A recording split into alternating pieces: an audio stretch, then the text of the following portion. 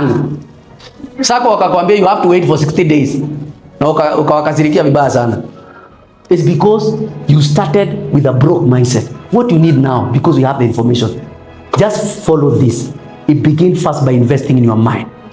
The moment your mind becomes a rich mind, the moment your mind becomes a wealthy mind, the moment your mind becomes a millionaire, it will just be a matter of time. It will just be a matter of time. Because the moment you enter into that space, it is illegal to be broke when your mind is rich. It is illegal to be broke when your mind is wealthy. It is illegal to be poor when your mind is a millionaire mind. The difference between the rich and the poor, it is their way of thinking. If you can incorporate the mind of the rich, if you can incorporate the mind of the wealthy, it will just be a matter of time. And we incorporate by embracing wisdom, the acquisition of information, the comprehension of information, and the application of information intelligently. That is where the wisdom comes in. What are the laws? What are the scriptures that talks about wealth creation, creating riches and walking into financial freedom from Genesis to Revelation? What are the books? We have books. The Rich Dad, Poor Dad, Think and Grow Rich by Napoleon Hill. The likes of Millionaire Habit by Brian Tracy. $1 Million Habit by Brian Tracy. So many books we have. Rich Dad, Poor Dad. The Richest Man in Babylon by George Clason. By God's grace, I have read more than 700 books in my life. Everything talking about wealth creation. Next, I will not talk anything about saving, because I know you wanted me to talk about. I will not talk about it because your problem is not about saving. It's not about investing. Let's first work on investing on the real thing, that is our mind. Then next time we shall talk about the other things. Okay? So that's why I will finish today. Next time I will give it a chance. I will tell you the reason why you have to switch talk your conscious mind and the subconscious mind. Because the moment there is a disagreement between the conscious mind and the subconscious mind, what happens is what we call the battle of the mind. Have you ever heard something we call the battle of the mind? Scientifically, it is called neurodissonance. That is the disagreement between the conscious mind and the subconscious mind. My friend, come a little bit. Let me demonstrate this. Just come. Now, this is I am the subconscious mind, and he is the conscious mind. Do you understand? I am the subconscious mind, and he is the conscious mind. But the determinant of life is who? The subconscious mind. He determines 95% whether you are going to make it or not. Now, you are requesting to become rich. You are requesting to become wealthy. So, but then he is requesting from the subconscious mind part of it. But then the subconscious mind has to confirm whether the database is there or not. Now, the moment he requests, there will be a pullback. So he is requesting, I want to become rich, I want to become wealthy. But on the other side, there is no file that supports you becoming rich or wealthy. There is no file that will support you to become wealthy. There is no file that will support you to become financially rich. So at the end of it, the subconscious mind wins. So that's why you have been poor till today. Simply because you have never sweet-talked your subconscious mind. But the moment you sweet-talk me, you sweet-talk me by what? Let me see whether you understand. You sweet-talk by doing what? Yes? Sorry? By acquisition of information. Information. Comprehension of information. That is Proverbs 4:7. And by the application of information intelligently. The moment now you talk me, you tell me, I want to become rich, I want to become wealthy, I want to become financially free. Then when I check the database that controls and governs wealth creation, creation of riches, and walking into financial freedom, then I say yes, then pull me to the other side. Then I don't have any other option than to allow you to become rich and wealthy. That's why you realize somebody will call you from somewhere. Simon, you told me you do this and this. Is it possible for you to apply for this job? And then I'll take it over from there. Maybe you are earning 50,000 somewhere, and you realize that person will tell you, cross into this other side, and will give you 150,000, simply because you have grown into that level. And whether they like it or not, Whether your employer like it or not, he has to increase your salary simply because you have developed your mind into that capacity. It's been your friend and kingdom minister, Nicholas Koech. I wish all of us to see you at the top. Thank you so much.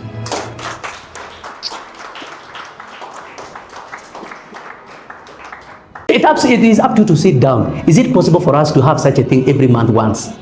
I have people who do that. And I have people who did that last year. And this year they are totally different. You cannot imagine it is the same people. Because that is what we need. Ruto alidhani Hustler Fund itasaidia. 500 shillings, 1,000, 5,000. The problem of those people was not money. It was their mind. I wish he had taken that money and trained his people. Now we could be having multi-millionaires in Kenya. And he will be collecting more taxes. Angekuwa anafinya watu sai. Si anafinya because alitumia the wrong formula. Lakini sasa unajua hizi nisikiza. That's the problem. So technically 10 to 15 minutes, I will take a few questions if we really have. If we don't have them, I'm also tired. I'll sit down. Because I came from somewhere yesterday, I had a whole day training. So I'm also a human being, I'm not God. Sindio? But because I'm over venye niongelesha wakiwa na Jamaima, kasema I'll make an effort. Kani nimetoka church, hata sikuingia home, hata sijakula, nikakuja to express. It's because of you guys. It's a burden that I have. And if we don't do anything, we'll continue embarrassing God. When God is wondering in heaven, how comes my people are broke? I became poor for them so that they might become rich. But we are still being poor. And the moment we continue with the same thing of poverty, we are still taking Jesus back to the cross. Sindio? Tusikubali, sindio? Tuna change. Sini sawa? So nitachukua 2 or 3 questions and then I'll be good to go. As you pick your money, as you call it, an ATM. And thank you so much for lending us to. Simpigia makofi. Sinyi amuko nani. Thank you. I hope you have learned. What have you learned? Come here. What have you learned? I've learned that we should think about the productivities and service. Yes. So what are you going to do from this place? It's an idea I've taken it. Yes. From now. Now it's thinking about productivity and service so that I cannot rely on this thing. Perfect. Thank you. Ulinipea hiyo. Haya, swali ama maswali? Ani nyinyi wote hamna swali. Wangapi wako na swali kwanza nione? Ni mmoja? Outside the trap here at least. Yes. Right. So the question about business. The elephant in the room when it comes to business and young people is always access to capital. Right? So how do they get access to capital? How do they get access to credit? So that they can do these businesses without Thank you. Number one thing, you asked me about the difference between riches and wealth. The highest level of abundance in life is wealth. In fact, the lowest part of it is just becoming financially free. Just the basic of being at a point of sorting out your basic things. You can pay your rent. You can pay school fees for your children. Naelewana? You can go to a restaurant and instead of checking the pricing part of it, badala ya kuangalia kwa price, unaangalia what you want to eat. That is the basic part of it, becoming financially rich. To a point, you can enter into a restaurant and you request what you want to eat, not by checking about the pricing part of it. Now, rich is being in the state of having things like you have house, you have land, you have properties, you have cars, you have parking. That is a state of being rich. The things that people desire, you have them. Tumeelewana? Is it a good thing to have a good car? You know there are cars and there are machines. Is it a good thing to graduate from a car to a machine? Is it a good thing? Is it a good thing to have your own home, especially in this city of Nairobi, to a point to come out of renting problem? Is it a good thing? Is it a good thing to take your children to a good school? Is it a good thing to take your children for holiday? That is the state of being rich. So if that thing is good, having a good home, having a good machine, then you have to think about it and think on how you are going to enter into that space. Now, the difference between being rich and wealth is that the rich don't have the social capital. But now the moment you become wealthy, you have the social capital, you have people's relation. Menipata? It's like as the president, akiwa president, my friends wake ni other presidents. So you are not alone. Even as you are becoming rich, you are not alone. You have friends also that you share ideas together. You have friends also that you can go for a holiday together and discuss about business matters together. It's not that you have become rich yet you are lonely. You still have people around you. You still have people's skills with you. So wealth is the apex part of it. So don't be alone. Is it clear to the only thing you have is money? Money, you have things, but you don't socialize with the people. So for you to be complete, you need the social capital. Are we together? Number two, about raising capital. I told you, the moment you put the money aspect or the capital, you have just changed the name. Well, umeleta capital, which means it's still money. Umenipata? The moment you bring in the capital or the money part of it, what happens? Your mind switches off. So you are no longer creative and you are no longer innovative, simply because you have brought in the problem of capital or money part of it.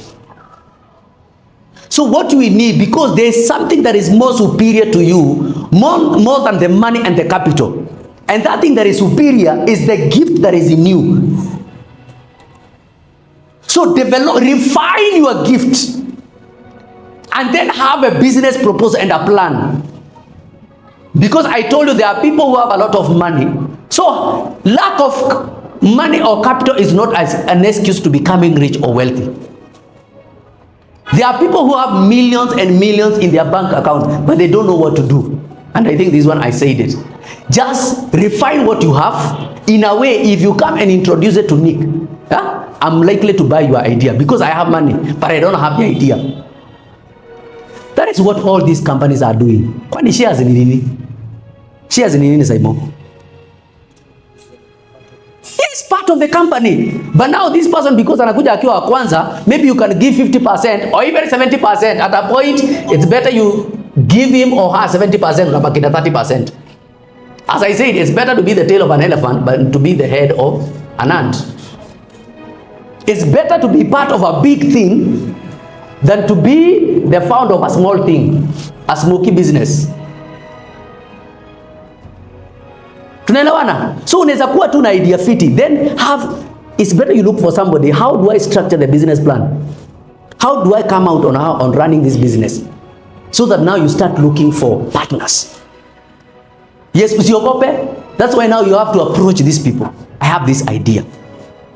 And this idea, I can see it in 2, 3, 4 years. This is where this business will come in. And you will find that people will be willing to partner with you. Do we know KFC? Kentucky Fried Chicken. Who is the founder of Kentucky Fried Chicken? Sorry? The name of the person? Sanders. Perfect. Colonel Sanders. Yes, that's the founder of KFC, Kentucky Fried Chicken. Sisi wote tuna savingi tuende tukakule huko, si ndio? Do you know this guy? He started that business with his retirement check at the age of 65 years. But now, the moment he structured the recipe and the business proposal, he presented to 1,008 potential partners and all of them said no. Nakuja kwa huyu, I have got this business proposal and recipe and I can project this business is going to do well. Yoni KFC Corona Sundays. Mwingine 1,008 guys and all of them said capital no. It is only the last guy 1,009 that said, I think you are making a lot of sense. Let me give it a shot. The KFC we have today all over the world. So the reason why even you are afraid to approach partners, even you are not convinced over your own idea. Wewe hata wewe mwenyewe uiamini. Wewe mwenyewe you don't believe in your business idea. That's why you cannot even leave your house and approach the like of Simon. Because maybe the capital of that business is 500,000. And maybe you have got only 100,000. Now maybe Simon kwa bank, you don't know. He has got 400,000. But depending on the viability of the business idea, he may say yes or no. So do you believe in your business idea? Have you done your research properly? So that's where it begins. It begins with you. Make sure that you understand the business properly and you are convinced about it. So don't be afraid. Structure your business properly. Even if it is a farming, even if it is an IT thing, if you believe in it, go sell your business idea. If you believe in it. Na kama wewe mwenyewe uiamini, wenye wameoa, umaipata hata bibi mwenyewe idea yenye uko na hata bibi ya kuamini. Huh? Yes, you need to convince yourself, believe in your idea and die for it. You see, when I started the training business, I knew that I was going to suffer a lot of rejection. I knew. But one thing I did, because I resigned from where I was willing to die poor. Can you imagine such a conviction? It's like, if I'm going to make it, fine. If I'm going to be poor, fine. But one thing that I know, I have defended what I believe. What is that one thing that you are willing to die for? What is that one thing that you are willing to die for? Unasema kufa makanga, kufa dereva. Ni mimi nayo. Hata my friends wakukatai aje. Because number one, with the moment you come up with a new thing, the number one people that will reject you are the people around you and your relatives. It is only strangers that will accept you. Unaelewana? What is that one thing you are willing to go hungry? Defending your idea, defending your business. Even if they don't understand you, it's okay. It is me and my God. That's where we are. Ian, nimekujibu? Yes. Thank you. So we are still young. I wonder, unalala 12 hours ukifanya nini? Huh? You are competing with the dead.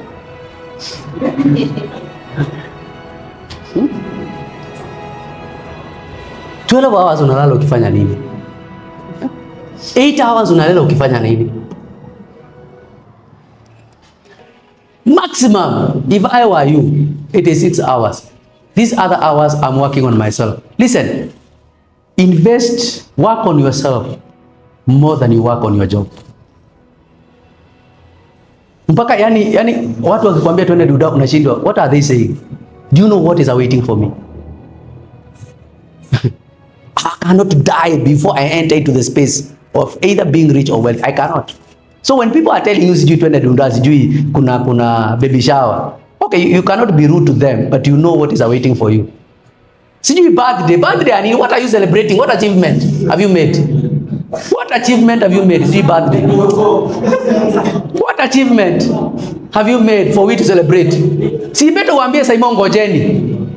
Give me 7 years from now. After that, I shall be the one funding everything. Hii mambo ya contributions sijui 50 sijui so. It's better uende on hold kwanza 7 years and then after 7 years you fund everything. Naambia hold on, what is the budget? I remember very well there was a time Rachel Ruto was raising some funds for prayers. Sijui prayer and fasting huko Uhuru Park. And he went to approach the late Chris Kirubi. Chris Kirubi akamuuliza the total budget. Akamwambia 250 million. And because this guy was supposed to do something like she was supposed to do a breakfast to raise funds. Akamwambia just allow the people to eat. I will pay everything. Yeah. Niwaambia ajeni, acha kusumbua watu unachanga sijui so mbili ya birthday. You better lock yourself. One thing that if you are going to stand out in life, you have to learn the culture of hiding yourself. Unaona gold ijiexposingi, haishautingi. Oil, mafuta haishautingi. But wazungu walitoka kwenye walitoka wakaenda Turkana na ikushout. Yeah? So you have to learn to be hiding yourself. Hiding yourself. Watu wanasema tu umepoteza mambe, I'm still around. Si lazima uambie kenye unafanya. But but the day you come out, whether they like it or not, they will pay a price for you. Haujiulizangi kwa nini watu wanatoka hapa wanaenda Machakos kubai maembe? Mtu anatoka hapa kuendea maembe kwa shamba. Na wewe uko hapa, you are human being, no one is coming for you. You are a human being. No one is coming for you to ask you for any help in form of a service or a product. But people are leaving the city of Nairobi to go to Ukambani, to their farm. Hata wana risk. Wewe unajua Kenya wana risk. Does it mean those mangoes are more valuable than you? It's because you have not developed yourself. The moment you add value on yourself, people will come from far places to come and see you burning. You remember the likes of John Knox? The guy was on fire in prayers. And people would fly from different countries to come and see this guy. Who is this John Knox?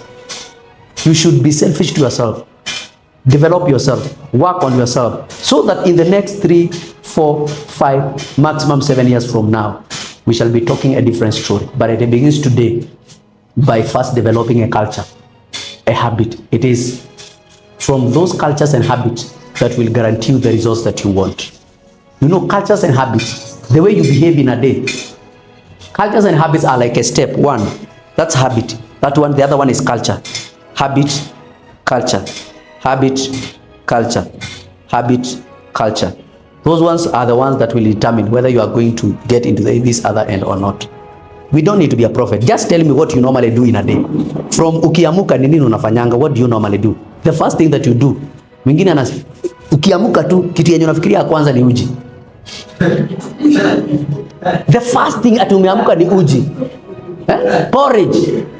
When will you ever become rich? What is the first thing that rich men and women do the moment they wake up? What is the first thing they do? Yes, those are the cultures you install. It will just be a matter of time. A matter of time. In the fullness of time, you will have the same results. Rich people don't eat thrice in a day. Have you realized, Simon? Yes, if at all you are rich. They don't eat thrice in a day. Wewe unakula breakfast, then saa 4 uji, saa 7, saa 10, and supper. So we have just perfected, we have gained dominion in eating. Ni sawa? Aya, swali lingine. Na kama mna swali mnasema imeisha. Ian, have I answered you? Yes. Thank you. Any other question from this side? Ladies?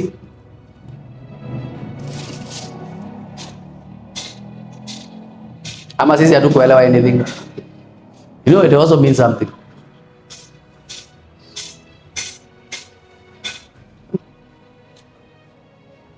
Tuko sawa? Kabisa? Kuna mwingine nimefungia? Yaani kama hata unaogopa kuuliza swali, utaanzisha biashara aje? Business. For example. Uliza tu mami. Uliza, nimekuja, nimetoka na huko mbali. Juu yako. Maybe ni wewe nimekujia. Yes. Ukitaka kuanza kazi, My name is Diana. Diana. If you want to start a business, what amount you will start with? Kitu ya kwanza mami, ni ujue kwanza ni biashara gani unafaa kuanza. Unataka kuanza wewe mwenyewe. Umenipata? Na usianze biashara kwa sababu uliona mwanzako akianza. That is number 1. Number 2, kama umechoka sana na idea, don't struggle. There are those business ideas that are trending. There is nothing new under the sun. The problem, Wewe unataka kuwa mwanzilishi of something new, totally new. Hakuna kitu new utakuwa the founder of a new thing. Hakuna. We are all doing what? We are all upgrading what has been founded in the past. Umenipata mami? So ni idea gani wewe, ni biashara gani unaweza taka kuanza number 1? Na kama hauna, ni biashara zipi ziko kwa marafiki wako maybe ni serious, unaona zinafanya vizuri na ukiwauliza ziko na profit mzuri. Umenipata? Then unawauliza walianzisha na pesa ngapi. That's why ni poa kuwa na marafiki wazuri. Because kama uko na marafiki wenye hawana kakitu, hawana biashara, utakuwa tu hivyo pia. Umenipata mami? So kitu ya kwanza ni ujue ni biashara gani nataka. And then number 2, then inataka pesa ngapi. Na kama hauna ya kutosha, kuna mtu mnaweza partner na yeye muanzishe hiyo biashara moja. You see this easily mnaendanga, unakutanga stall moja inaoniwa na watu 4. One stall. Mbona sisi tumeshindwa? You know, unakuta 100 of them wanakuja together and then they promote each other. Sasa unakuta hata wakitoka kwa mosque wanaingianga tu kwa hizo mahoteli zao. So the money is circulating around them. Even if you are 4, don't be selfish and greedy. And think that where you are too smart. No. Come together. Have an agreement and run the business together. Isili hivyo ndivyo wanafanya. Unakuta stall moja kwa kama 4 wana import nguo kutoka China na kutoka Turkey, sijui na kutoka India, wakiwa 4 they combine the forces. Alafu wakikuja wanauza, wanarudisha capital, they share the profits. So kama profit ilikuwa 2 million, kila mtu, and they were 4, kila mtu anapata 500,000. Na kama ungesema uende peke yako ungepata 0. Na kwa sababu ulikubali muende mkiwa 4, kila mtu amepata 500. Yes, we as young people, we can come together as 4, 5. Mkuwe tuna agreement. Even if you need a lawyer, it is still okay. Enter into a legal agreement. So that mwenye atajitoa huko mwambie, ukijitoa ni sawa, but these are the consequences ya kufanya nini? Ya kujitoa. Usiogope, because the problem that is eating us, we want to make it a one-man show. Unataka tu kuenda peke yako. You alone. No, there's a way you can partner with others and still make it. Tumeelewana mami? Yes. Sasa unaona swali yako imesaidia, imefanya hata niende mambo ya CBD. That's how important it is to ask questions. Yaani kwa by the way, usiogopa kuuliza swali. Hata kama you feel ni ya ujinga, wewe uliza tu, it will help somebody. Si ni sawa? I hope hakuna mtu nimefungia ama kuna